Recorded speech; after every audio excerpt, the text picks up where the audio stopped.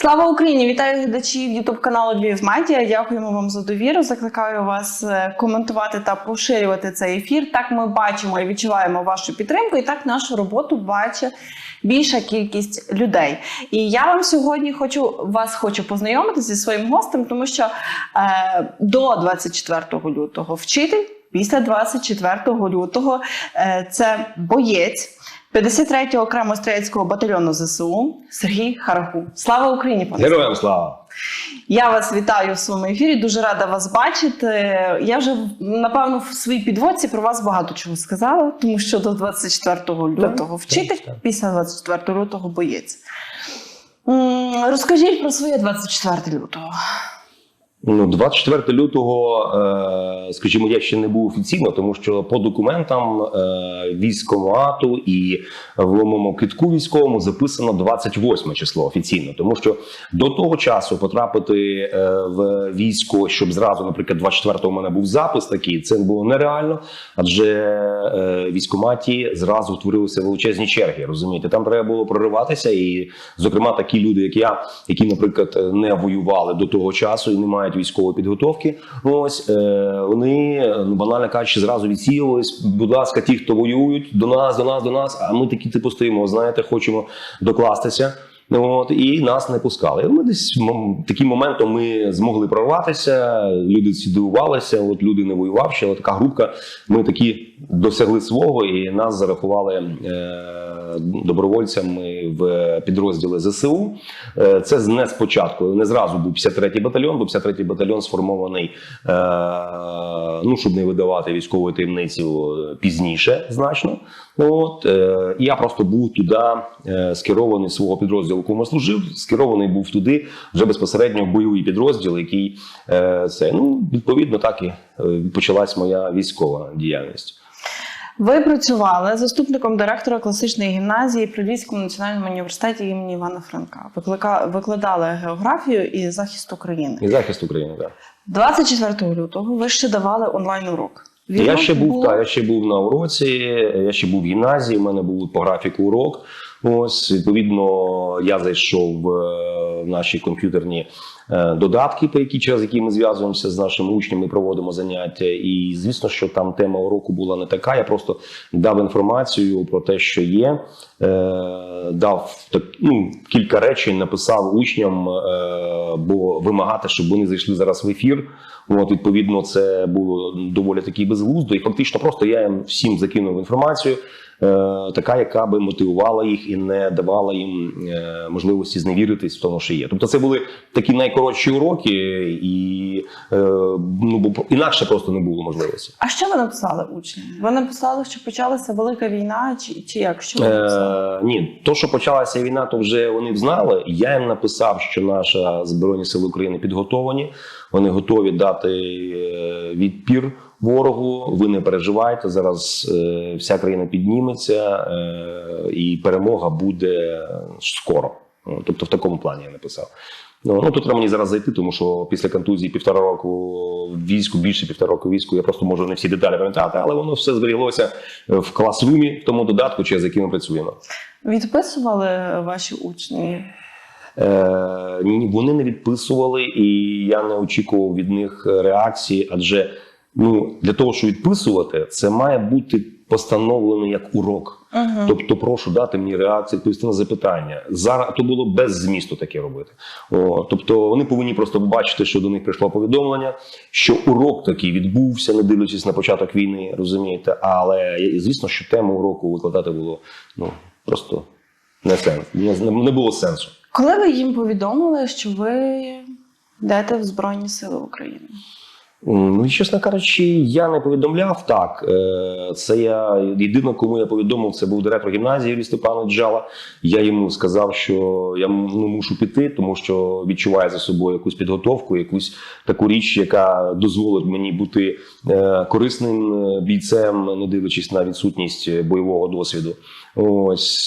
І все, я нікому не оголошував. Родина знала і керівництво гімназії. Вже пізніше просто, коли навчання почало відновлюватись, то відповідно люди почали розуміти, що завуча немає. Вже всі мої друзі, викладачі і учні, які слідкують за моїми соцмережами, вони це побачили. Адже я впроваджу активну діяльність в медійному просторі, веду кілька груп, канали в тіктоках, тобто намагаюся давати інформацію український контент створювати, в тому числі своїх учнів. Вони через це могли побачити легко. А там зараз розходиться миттєво, тобто не треба нічого говорити, вони побачили вже завуч в армії. Все. Були слова підтримки від учнів, чи може від ваших випускників, чи може навіть з кимось з випускників зустрічалися на полі бою?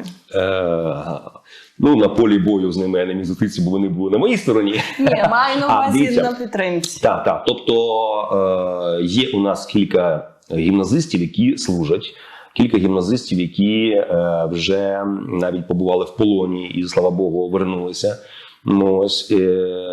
З ними ми сконтактовувалися безпосередньо, наприклад, з своїм тепер товаришем, який був колись учнем, Данилом. Ми контактували, бо він так само був призваний і пішов служити.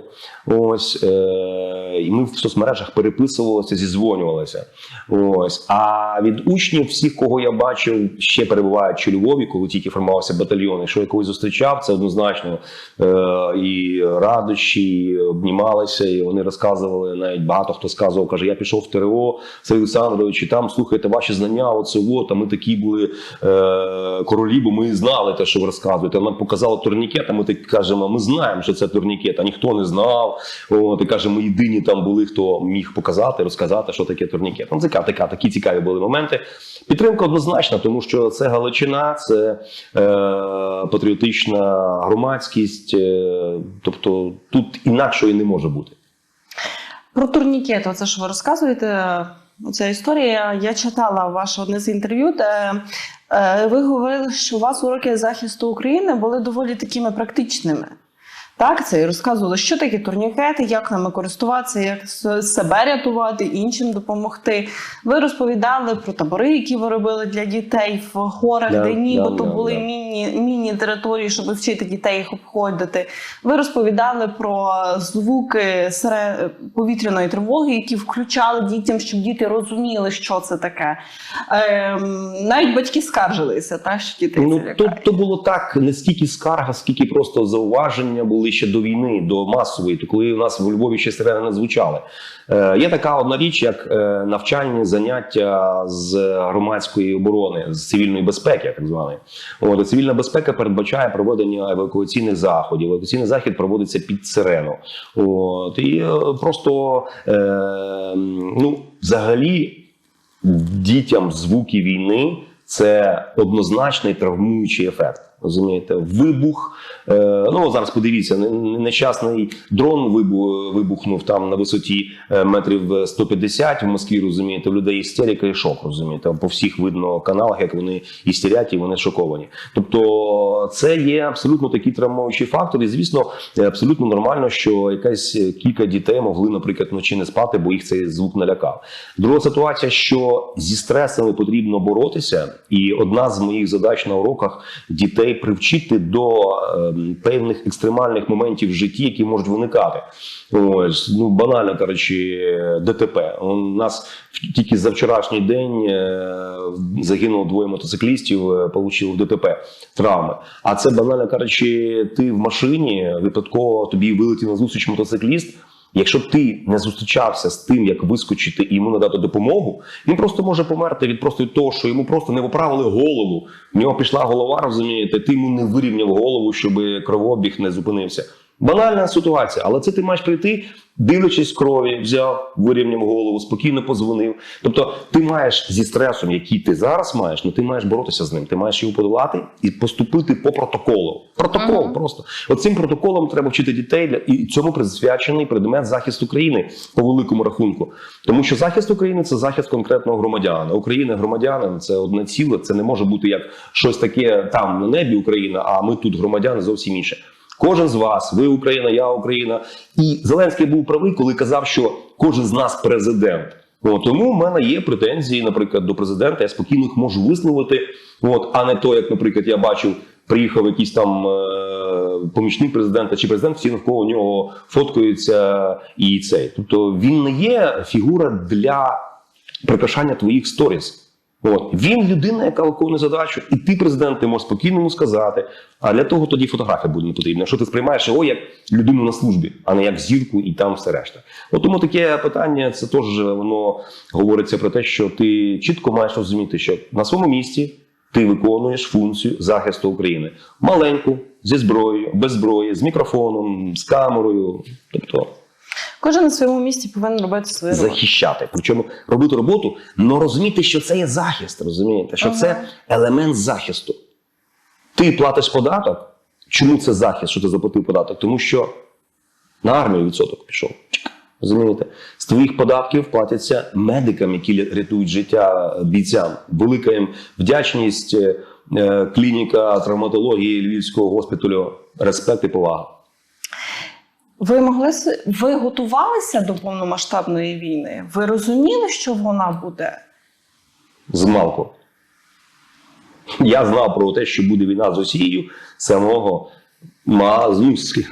скажімо, студентських років, тому що змалку то таке діло. От. А в студентських років в університеті у нас йшли такі негласні розмови про те, що Донцов, Бандера воювали, буде, і це все, почитай твори, що це зло, а як знаєте, зло воно схильно розростатися, і все одно Україна це була в позиції екзистенційної ворожнечі з Росією, в якому вона була там вигляді, чи це був Радянський Союз, чи це Росія, чи зараз це розпадеться, буде Московія, розумієте, все одно це буде екзистенційний ворог української держави через її геополітичне розташування. Тому що це є ворота в Європу, азійська ментальність завжди буде долати Європу, як це робили Чингісхани, Османи і все решта. Ось така ситуація, і ми до того були готові.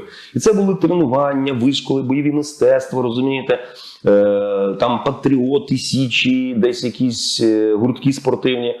От, воно пригодилося. Воно пригодилося.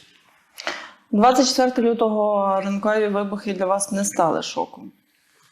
Ну, коли вже було перед тим 7 років чи 8 війни, то воно повинно було колись піти в такий формат. Ну, інакше сенс. Інакше сенс. Якщо ти не можеш якимись диверсійними групами і якимись такими ДНР, ЛНРівськими військами зробити хоч щось, це треба тільки вводити регулярну армію. Час просто був. Ну, я не є розвідка ЦРУ чи Пентагону, розумієте, ну, але це просто я не знав точні дати, але ясно було і так. 24 лютого, якщо я не помиляюся, це було ваше відео в Тіктоці, масові черги до військкоматів. Ви вже розказували, що ви були там, бачили це все на власні очі, відповідно і відео це було. Ви здивувалися такій кількості людей, які готові? Ну, може, не стільки фізично, скільки за покликом. Ну, на рахунок, щоб дуже сильно здивувався, ні. Я не здивувався. Одна з мотивацій, чому я зразу пішов, тому що мені здавалося, що, 7 років війни, і може просто люди втомилися, і може просто мало хто прийде, і треба прийти. Раптом буде мало, і мені як вчителю треба буде докластися до цієї теми. Але коли прийшов, капець, тут достатньо народу, слухайте, тут просто маса стоять. Думаю, то тут явно, що ми не програємо навіть і близько. Ну і так і виявилося, що ворогу не вдалося нічого з того, що він планував. Я не пам'ятаю, хто говорив цю фразу, але приблизно вона звучить так, що війну починають кадрові військові, закінчують вчителі.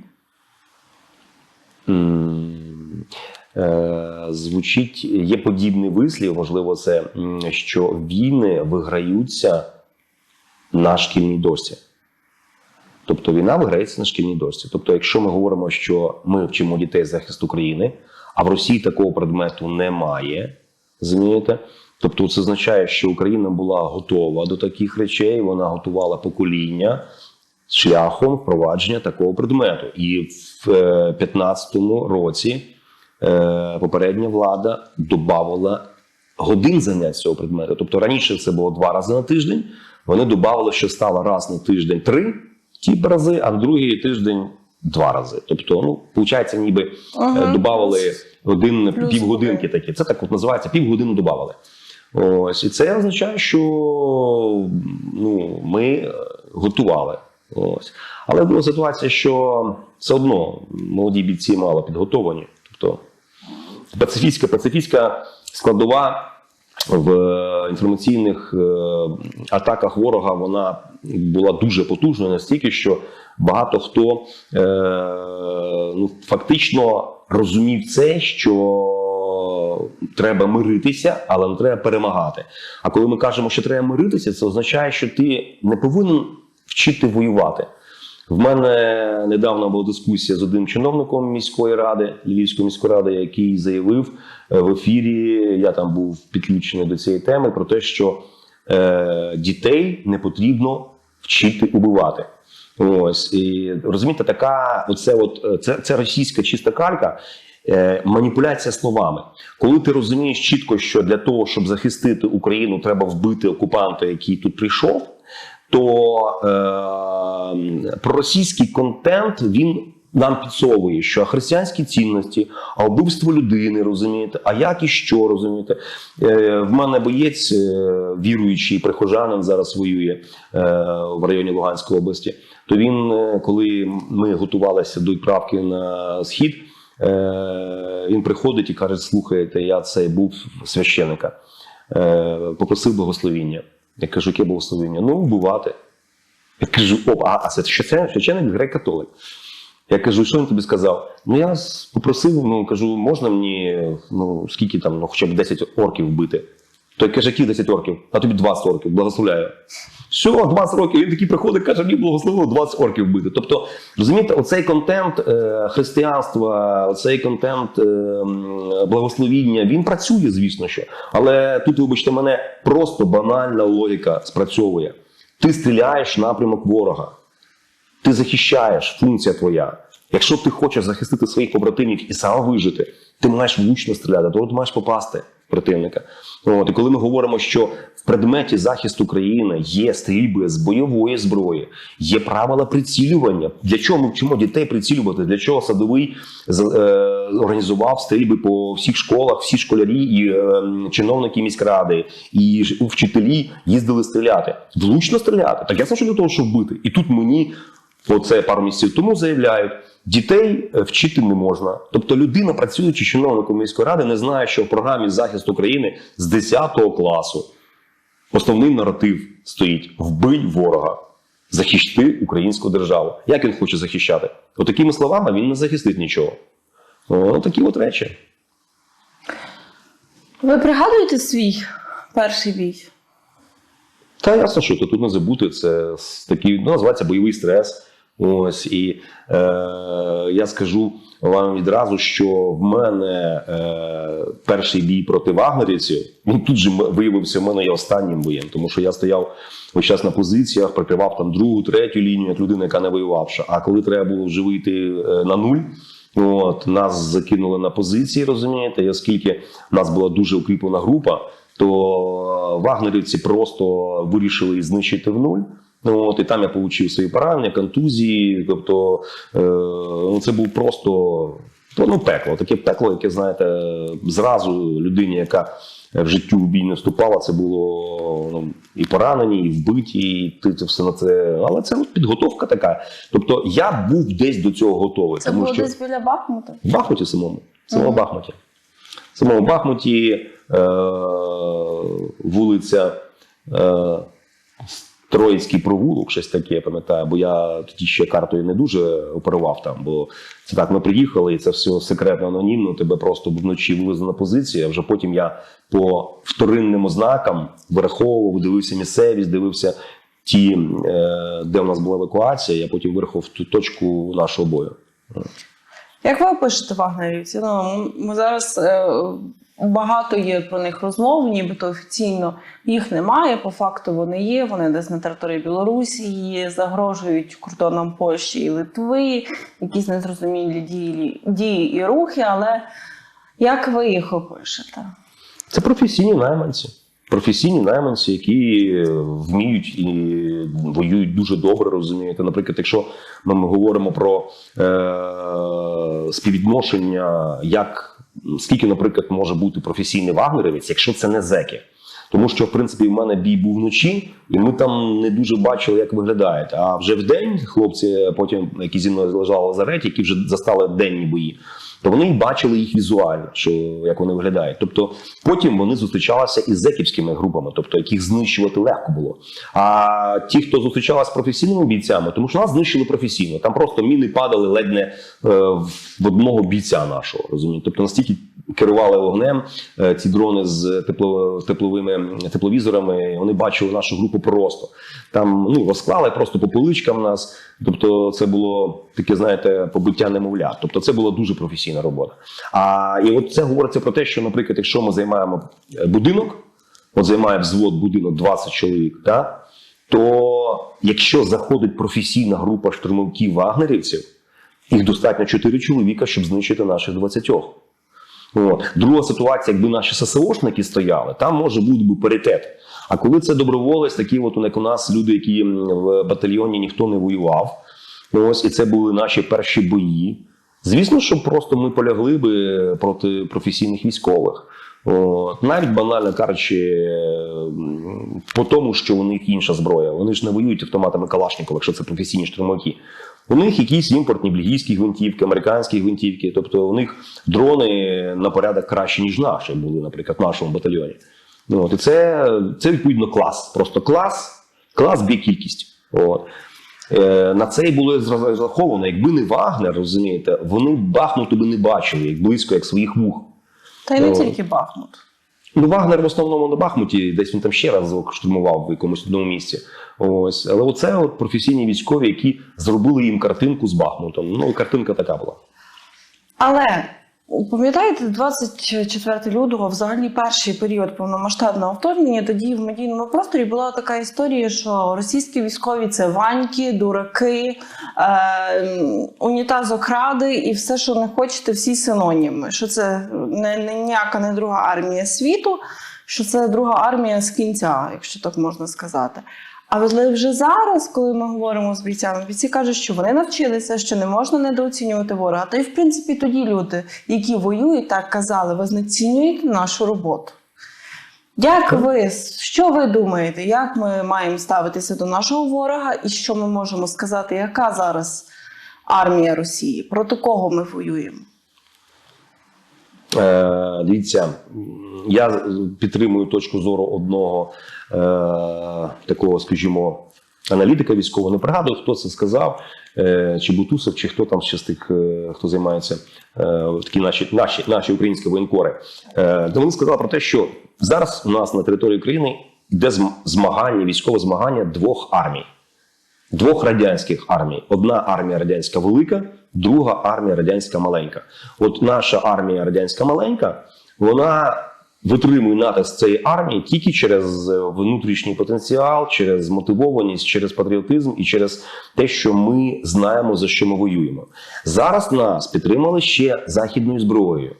І те, що ми говоримо, у них лишилася радянська армія, це однозначно, тому що це видно по системі логістики, по принципах, як вони заходять на позиції, як вони займають ті позиції, по тому, якими видом озброєння вони намагаються нас взяти, як вони зараз, наприклад, створили чисто радянську схему оборонних укріплень, тобто це кілометрами заміновані поля, розумієте, якісь вали, там ті драконові зуби, розумієте. Я драконові зуби ще бачив в Другій світовій війні, коли був на екскурсіях в районі Німеччини, я бачив ті драконові зуби. Це те саме зараз тут. Хоча це все долається абсолютно нормально сучасними засобами. Тобто ця радянська армія і наша гарантія перемоги – це саме якраз нові сучасні засоби ведення війни. Я давно пропонував Міністерству освіти і науки запровадити уроки дронів. Я років 5 всюди, на всіх кутах говорю, що учні повинні володіти цією інформацією, просто володіти інформацією. У мене є в програмі те, що ніхто з викладачів по всій Україні не викладає. У мене є кілька уроків основи пілотування БПЛА. Розумієте, нам спонсори подарували 4 дрони, меценати знайшлись.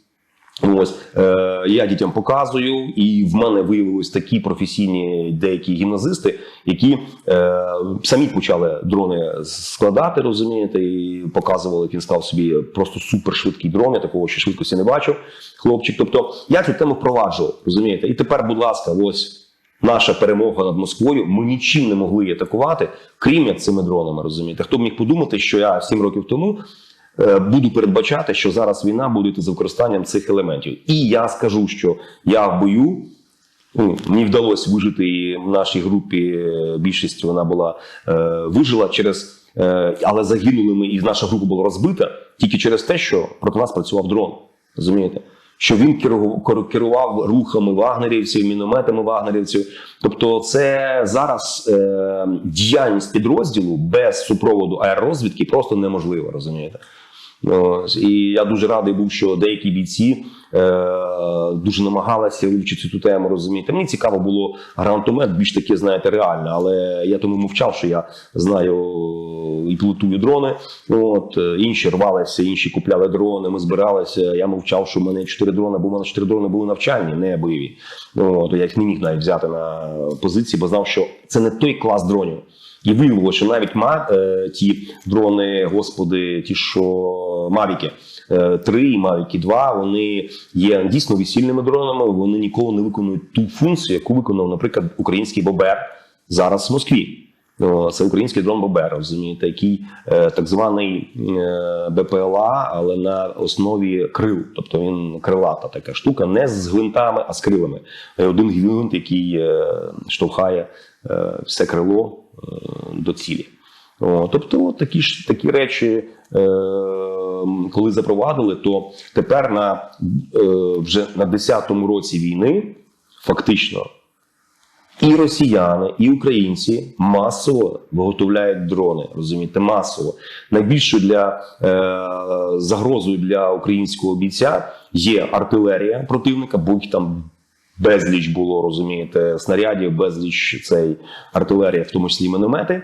Друга – це є аеророзвідка, їхня, і дрони-убивці, тому що ланцети і інші дрони, які там у них є, орлани, вони дуже потужні для цього. Ну і в принципі, і зараз це, мені здається, найбільше такі загрози для українського бійця. Тобто, бо госпіталь заповнений бійцями з осколковими пораненнями, це артилерія і міни. Менше вогнепальні. А як ви бачите, якою має бути українське суспільство після перемоги, або ще навіть до перемоги?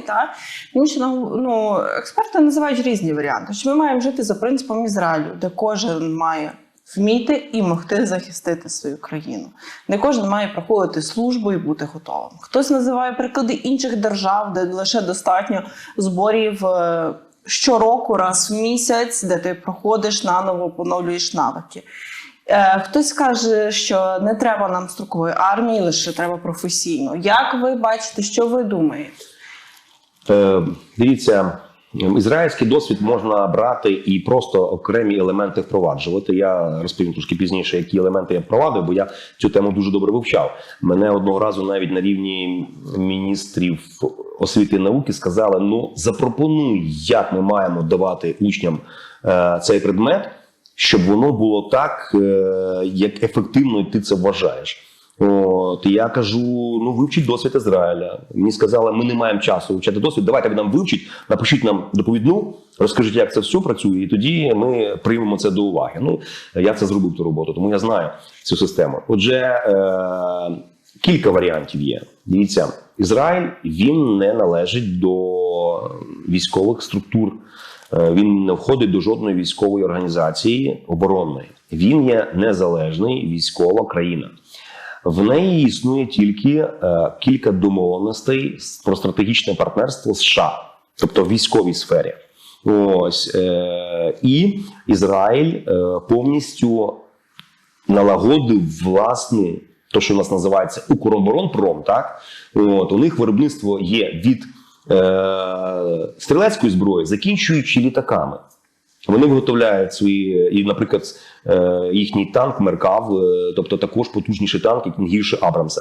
Коли ми говоримо про це, це один варіант. Він у нас може бути прийнятий як прототип для наслідування, якщо ми не вступимо до НАТО з тої чи іншої причини. Нам потрібно тоді стратегічне партнерство США, нам потрібно тоді, щоб Рейнметал німецький дійсно тут побудував завод, і ми виготовляли танки. Хай це будуть німецькі, хай це будуть лізингові, не знаю як, але вони танки у нас мають бути, тому що завод Малишева в Харкові не відродити, росіяни його знищили. У нас вже не буде більше наших оплотів, модернізованих там Т-80 чи як там. Тобто ми не будемо мати своїх булатів, оплотів, тому що це є річ невигідна для України. А от з допомогою німецького Рейнметала, приватна компанія, будуємо заводи, будемо пускати свої танки, Пантери і Леопарди. Ось. Далі. Авіація. Чому була знищена мрія і чому були знищені ті всі гостомельські аеропорти і решта авіаційні підприємства? От. І навіть постраждав, здається, Національний авіаційний університет. От. Чому? Було таке. Так, тому що це є знов-таки, це авіація. Її треба буде відроджувати, якщо ми не будемо в блоці НАТО. Якщо ми входимо в НАТО, починається інша ситуація. Бо якщо ми, наприклад, не отримуємо натівського щита, тоді нам потрібно, щоб кожен громадянин служив.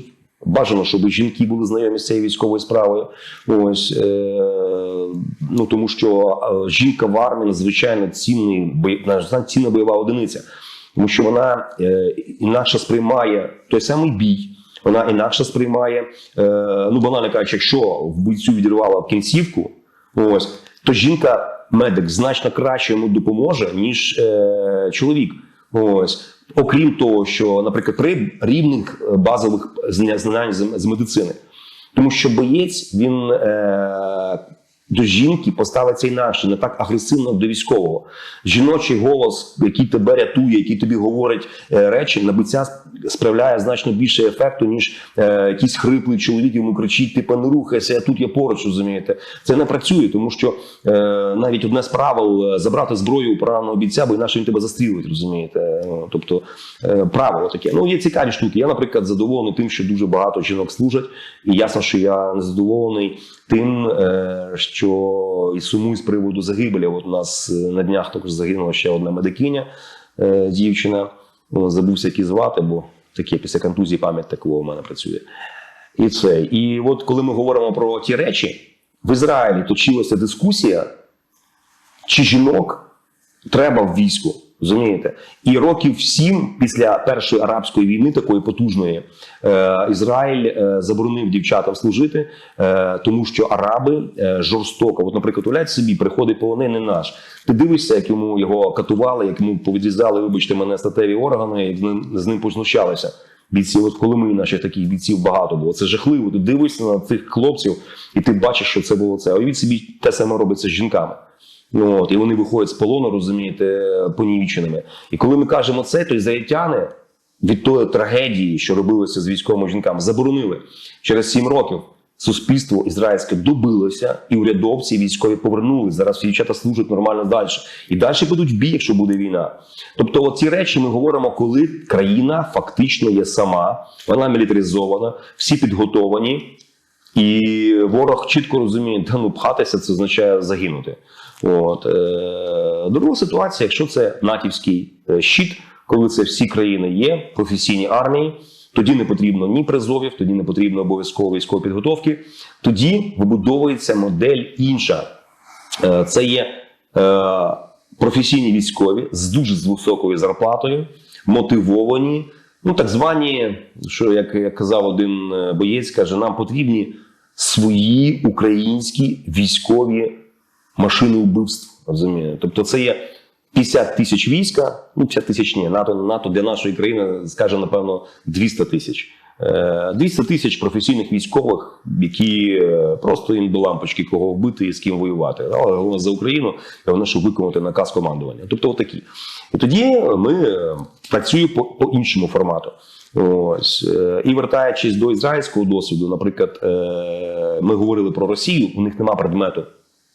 Доброземна підготовка, захист Отечества їхнього там чи якийсь. У нас є захист України в Ізраїлі, також немає військової підготовки. Але всі діти готові до служби в війську, і всі служать війську, тому що без служби ти не отримуєш паспорта громадянина України. Я знаю українців, які єврейської національності, громадяни України, але вони на всяк випадок поїхали до Ізраїля і 2 роки відслужили там і отримали громадянство Ізраїля. Яким чином Коломойський отримав громадянство Ізраїля, я не знаю. Тобто, розумієте, це вже це таке виключення з правил, тому що він служив в ізраїльському війську, але він громадян Ізраїля. І в нас ще таких парочку людей, хто, наприклад, табачник, громадян Ізраїля, де він служив в ізраїльському війську, але тим не менше, такі фокуси існують. Ось. І коли мене запитали, як побудувати систему підготовки, так як в Ізраїлі, щоб молодь, і дівчата, і хлопці хотіли служити, я знав історію безпосередньо від ізраїльтянина, який мені відписав, каже, що мій син зараз закінчує 11 клас, випускний клас у нього, я не пам'ятаю, 11 чи 12 рік. І каже, він ретельно тренується, ходить в спортзал, відвідує якісь гуртки. Я кажу, а які гуртки в школі? Ні, він ходить, наприклад, в клуб десантника. От є такий гурток, клуб десантника. Веде якийсь старий відставний ветеран. Просто на території якогось там open space, там якісь є там різні гуртки, хтось в'яже, хтось шиє, хтось співає. А от є гурток десантника. І от хлопець каже, а для чого? Він каже, а просто розумієш, він коли закінчить 3 місяці там ходити в той гурток, йому дають сертифікат. Там оцінки йому виставлять, він там здасть, він приходить, потім він приносить сертифікат зі школи, фізкультуру він здав там на хороші оцінки чи на погані. А потім він йде служити в 20 років і показує ті всі сертифікати. І коли йому кажуть, слухай, а що ти фізкультуру погано знаєш, математику погано знаєш, а ти ще десь ходив? Ага, в тебе є гурток десантника, гурток розвідника, ти ходив, займався на курсах авіамоделювання. Ти знаєш, ти непоганий, але ми тебе тоді відправимо в такий-то підрозділ. І каже, якщо відправлять в спецназ, або в десантуру ізраїльську, або в якийсь авіаційний підрозділ, це він 2 роки відслуживши, він приходить з цим, і кожен роботодавець дивиться, ти служив в десанті? Значить, дивись, для тебе стартова зарплата буде така. Більше. Ти йдеш по вулиці в десантному, всі дивляться, всі дівчата твої. А якщо ти служив не в десанті, наприклад, по своєму атестату шкільному, і ти ще не ходив нікуди, ти получиш це, на тебе ніхто навіть не подивиться, з тебе будуть пальцем показувати, та ти поганий єврей. Ти що, служив в тиловій частині, на кухні весь час просидів? Соромно, розумієте? Так побудоване суспільство, що військовий – це просто герой ізраїльської армії, розумієте? І коли я кажу, якщо наше суспільство готове вибудувати таку річ, тоді так. Но дивлячись по тому, скільки років у нас у Львові і по Україні не можуть створити центри військово-патріотичного виховання і взяти туди нормальних професійних ветеранів, які би розказували дітям і тренували дітям, як, наприклад, клуб десантника в Хайфі. То, вибачте мене, з таким етапом нам краще варіант поголовна допризна підготовка всім служити. Бо, розумієте, це ж дуже просто зробити націю нездатною оборонятися. Не створювати ні якісь клуби, будинок воїна, прекрасна річ, розумієте. Коли вона виникла? Коли у нас до появи, до 2014 року існували такі відкриті будинки, куди може кожен зайти, подивитися зброю, подивитися виставки, подивитися картини, фотографії. Будинок офіцера існував. З давних-давен діти туди ходили? Ні разу діти туди не ходили. Ходили туди вчителі захисту України. Приходили, розумієте, поговорили раз-два на рік, розумієте, і йшли. Бо там будинок офіцерів, це чисто номінальна структура, яка заробляла гроші там гуртками, існувала для військових. Зараз вона вже більш відкрита. Зараз туди вже можна і піти, і там є експозиція шикарна. Я туди поведу своїх дітей після війни. Поведу дітей після війни. Значить, ви вертаєтеся в школу після перемоги. Що ви будете розказувати дітям? Як зміняться ваші уроки? Ніяк абсолютно. Вони в мене будуть в тому самому форматі. Єдине, що в мене тепер є те, що дуже важливо в педагогіці, це наявність особистих історій. Розумієте? Наприклад, якщо я буду вести уроки географії, я розповім про те, як географія рятує життя на війні, як географія рятує життя, просто банально кажучи. Шановні, в кого є в телефонах мітка найближче укриття? Ви поставили мітки найближче укриттів? Повітряна тривога, ви куди будете бігти? Зайшов в телефон, моє місцеположення, першу ж мітку найближчу, знайти мені найближче укриття. Ти за 5 секунд знаєш, де найближче укриття. Єдине, щоб тільки ти не добіг туди, а там воно закрите, розумієте? Тобто, все, будь ласка. І це має бути просто як Отче наш, розумієте? Зараз люди ставлять мітки, які?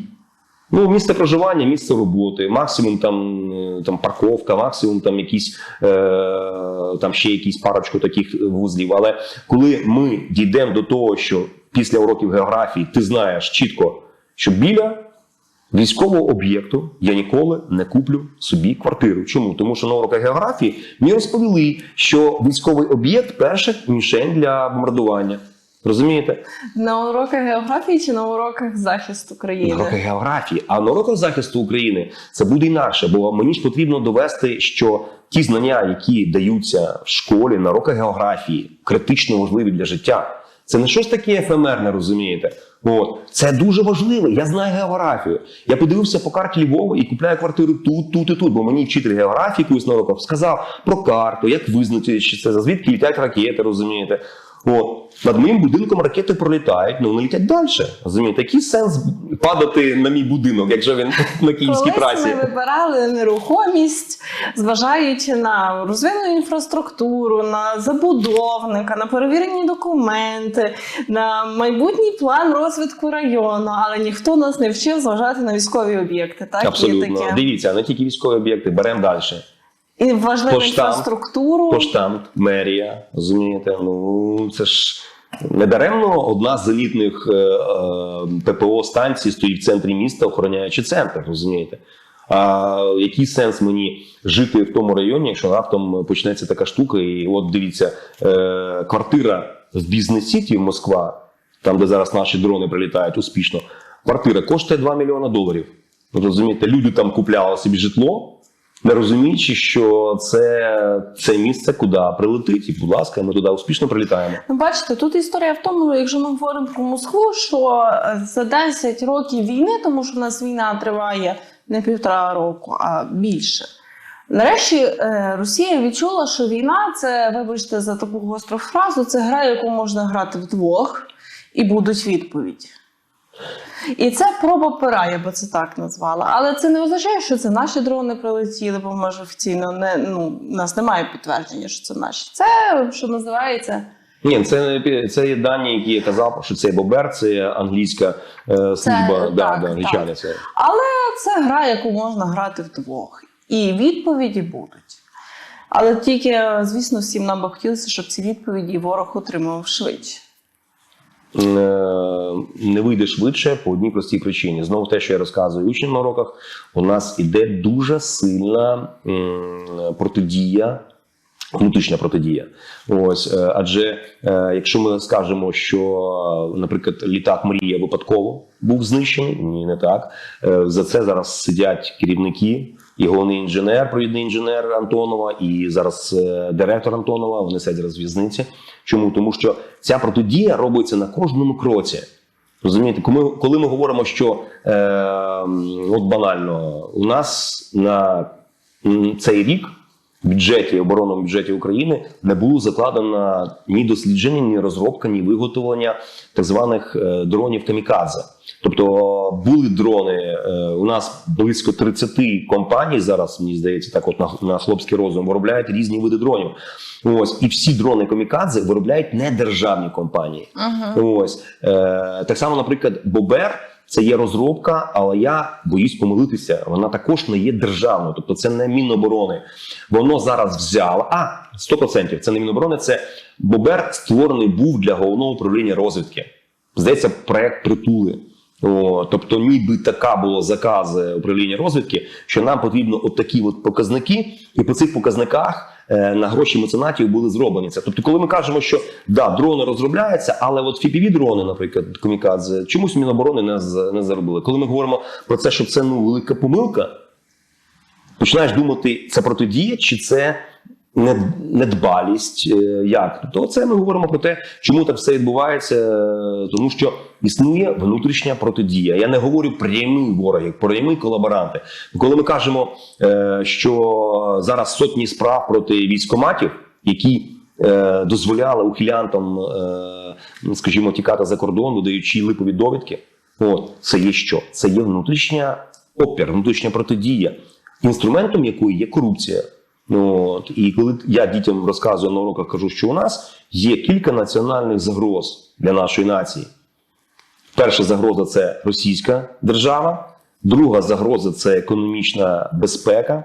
Тобто, якщо ми, наприклад, зараз допускаємо досі хабарництво на митницях, коли досі в Київ возять кеші, кожен митний пост, то це є економічна небезпека нашій державі. Ми отримуємо мільйони податків.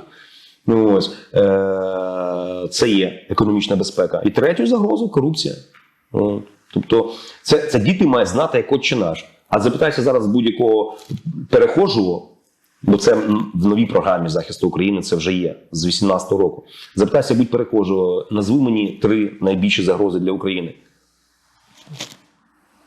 Для них економічна безпека взагалі не є загрозою, розумієте? Тобто, міжнародний тероризм, Росія, ще може і згадають. А от питання економічної безпеки, тобто... Я вас почула. Але давайте я тоді поставлю питання наступним чином.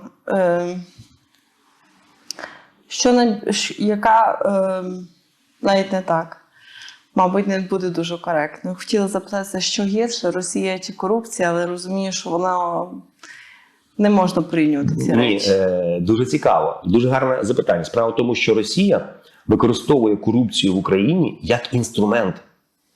Тобто, однозначно Росія гірша, тому що вона, знаючи, це ж, дивіться, концепція теорії національної безпеки, вона виникла ще в США в 70-х роках, здається. Її розробляли. Росія, як потужний такий інтелектуальний центр, тому що вона споконвічно висмоктувала всі інтелектуальні ресурси до Москви, Санкт-Петербурга, Новосибірська. Вони цю тему схопили і вони використовують це. Ви розумієте, що відбулося, яким чином ослабило українське військо? Дуже просто, корупційним шляхом. Вони ж не нападали нічого. Вони підкупили офіцерів одного, другого, третього, розумієте. Там, вибачте, там міністр оборони був громадян Росії, агент ФСБ. Та не треба офіцерів було. Не треба. Міністр оборони. Міністр оборони дав наказ, все. Так. Але ж ми кажемо про вибухи. Я вів до вибухів, які були на наших складах. Вони знищили більшу частину артилерійських запасів. А тут питання про вибухи. Чи це була все-таки недбалість, чи все-таки була це диверсія зі сторони Росії? Дивіться, дуже грамотно робиться така штука, прикриваючись недбалістю. Тобі достатньо не прикривати певні снаряди, лишити їх на спеці. Якщо ти фаховий чоловік, якому заплатили $20 000, зроби диверсію саме так. Не треба, ти будеш чистий, ти вийдеш чистим з води, ти будеш далі в Генштабі працювати. Все, елементарно, це ж вибухові речі. Лише кілька, наприклад, у нас всі знають, наприклад, що є, як я солдат, знаю, наприклад, є у нас кількості різні ручні гранати. Оця граната здатна саме вибухати. З нею треба дуже обережно, запал неї ніколи не вкручує. Інші стабільні, більш стабільні гранати можна собою носити з вкрученими цими запалами. Ми ж це знаємо. А вибачте мене, люди, які працюють на артилерійських складах, вони знають, що от є тут такі міни, які готові, буквально, там трошки струснув, і воно цей. Постав щось таке, воно трошки підгнило, воно скотилося, снарядик упав, детонація. Все зразу злетіло на повітря, розумієте? Або, наприклад, дай список варт.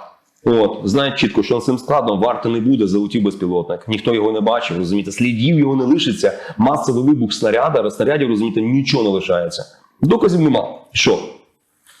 А при цьому скажуть, а давайте тепер звинувачують, що українська влада слаба, вона не змогла зробити охорону цей. А тепер ми розуміємо, як вибухають склади.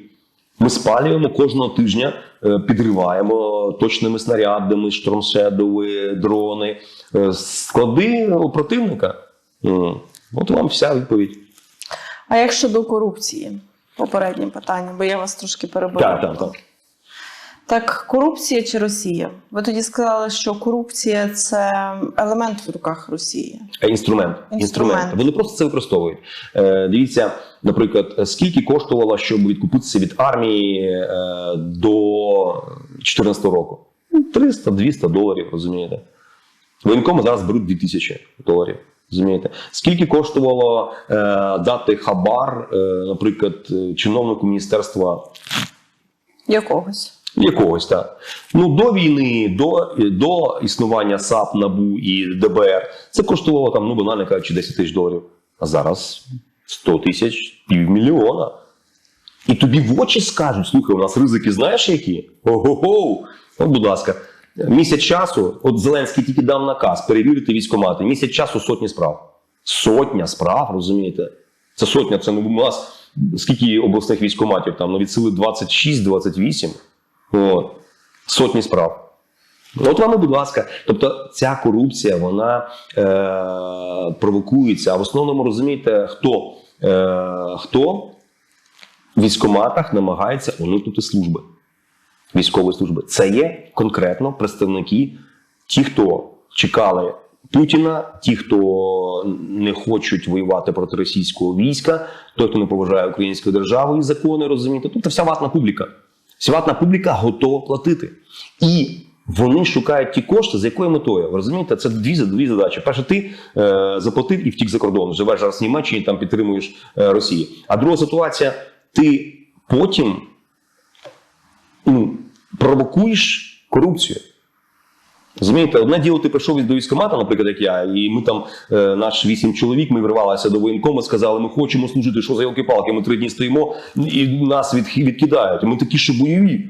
Він такий подивився, ну раз бойові, запишіть їх, видати завтра це, і ви вже в армії. От розумієте? А друге діло, тому самому воєнкому раз принести $5 000, $10 000 привезти, ну розумієте, можна зламати. Я не кажу про конкретних воєнкомів, але люди слабкі. Зараз по тій ситуації воно виростає. А от тепер бачимо одеський воєнком. Ну то вибачте мене, це просто мільярдер. Мені здається, одеський воєнком це просто виплило нагору. Ми ще будемо подивовані більшими результатами далі. Це не кінець, на жаль. Ви не жалієте, що ви пішли в армію? Так що ж це тут жаліти? Ну, яка жалість? То ви знаєте... Навіть не так не шкодуєте.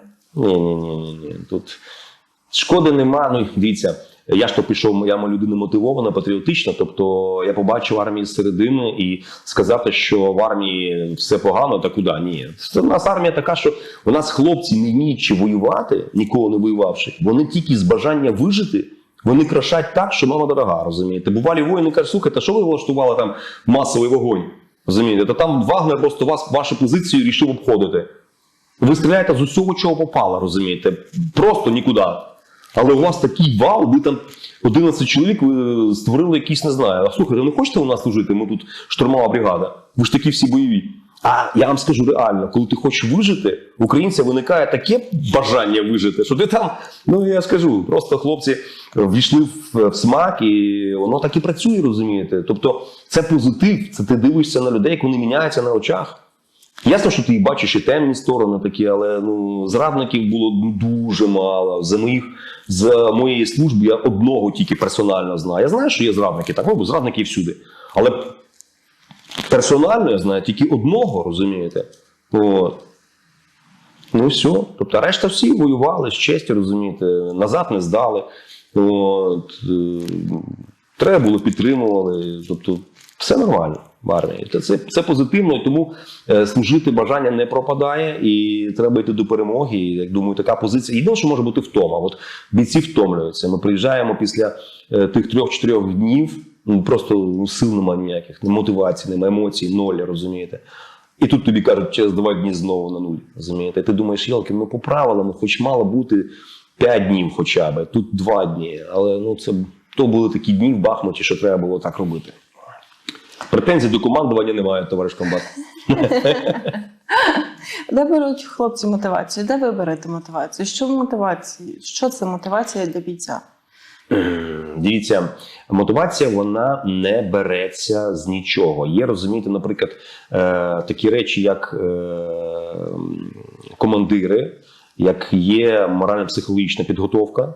Тобто оце все є мотиваційний чинник. Є річ, яка ми говоримо, бажання вижити. І ти знаєш, що ти, якщо ти не дурак, ти знаєш чітко, що ти виживеш тільки в групі. Один ти не виживеш, розумієш?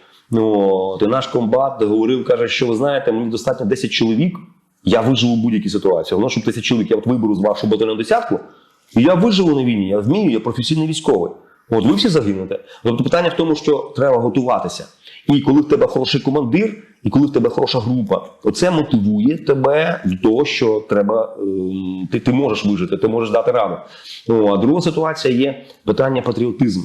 От, якщо патріотизм вихований з дитинства, з малку, він є так званим автоматичним мотиватором.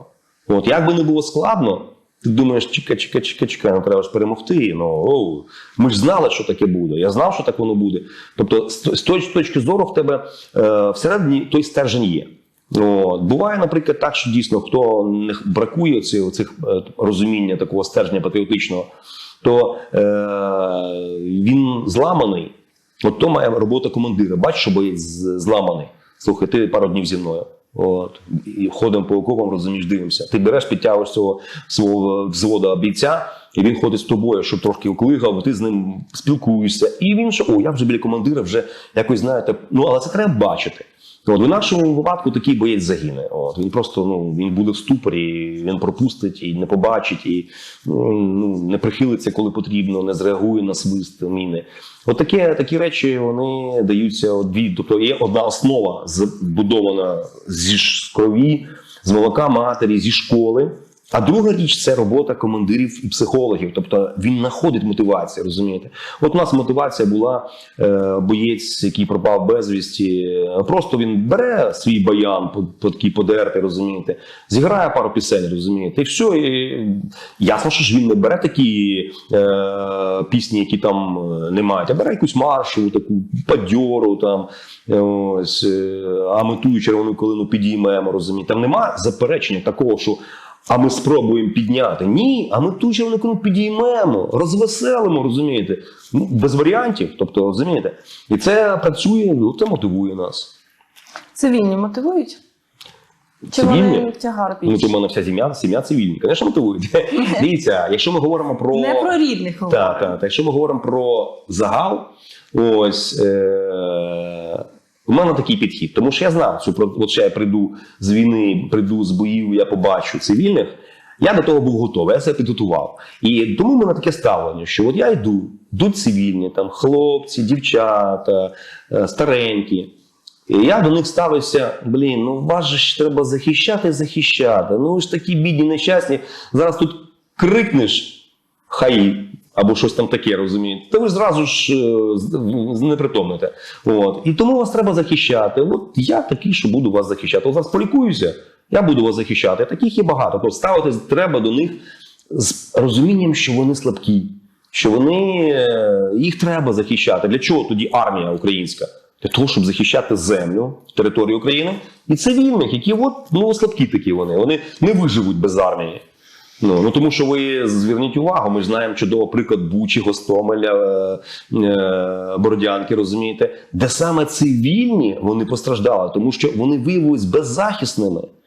І потім, коли говориться, що як до тебе вірвалося і над вами поглумилися всією твоєю сім'єю, а хлопець каже, я такий дурак був, що я не купив рушниці собі. Стояла б у нього рушниця, він би дав останній бій, розумієте? І вони б легше загинули, вони не були катовані люди, а вони їх відразу розстріляли, але б ти хоча б пару людей забрав би з собою. От коли ми кажемо, що цивільні, або ви цивільні сильні, і ви знаєте, що війна, і я маю рушницю, вона завжди зі мною, вона завжди поруч готова, або ти чекаєш і приходиш так, як, наприклад, колись євреї були, вони не чекали цього. Що буде така сама війна. Їм говорили, йдіть в концтабір. Не йшли в концтабір. Їм сказали, здайте всі цінності, прикраси. Вони здавали все, тому що вони привикли так. І вони цей досвід використали. Тепер попробуй сказати єврею, а ну-ка, здай мені гроші, здай мені це. Він каже, зараз чекайте, зараз я здам. А йому пістолет вистрілив в голову. Бо він служив в армії, він знає, це робиться. Ви сказали, підлікуєтеся. Давайте я мушу вас це запитати, тому що... Що трапилося? Дуже швидко біг від вагнерівців після контузії. Ну, це була евакуація. Біг вночі по зимовому полю. Це городи були. Городи це було якраз в районі приватних забудови Бахмута. І в той час над нами висів дрон, міномет працював. І ми ледве викупалися з позиції, яку завалили повністю, і там, де були контужені. І от якраз просто ти, коли біжиш контужений, ти не бачиш фактично нічого, а ще ні місяця нема нічого. Ну ми ж прості піхота. У нас нема такого, знаєте, що ти собі опа на очі нічний пристрій, ти біжиш і бачиш, що ти біжиш. Нема ні місяця, нічого. От просто глупа ніч, така українська глупа ніч. І нога раптом провалюється. От я з усією вагою собі ту ногу рву, пошкоджую. Потім вже на колінах біжу за нашою групою. Ми там несли пораненого, вбитого, і тому група рухалась не так мобільно. Тобто це не був такий біг, там 60 метрів, ти біжиш як пігоріли. Тобто я на колінах за нашим біг, і таким чином вийшов на точку евакуації. І після того виявилося, що травми пов'язані ще із моєю спортивною діяльністю, тому так жорстко порвалися там всі речі в колінах. Почали лікувати мені це коліно. З'ясувалося, що я десь стрибав з броні і це коліно пошкодив. Тобто фактично мені вирізали всі меніски, в мене немає обох менісків. От, зроблено чистка повністю суглоба, бо там почалися процеси погані, зроблені штучні зв'язки, і от вона зараз що зростає. Тривалий такий процес реабілітації, але це просто, мені просто пощастило, тому що я міг і ногу поламати, а тоді б я не вийшов. А так слабке місце було зв'язка, вони порвалися.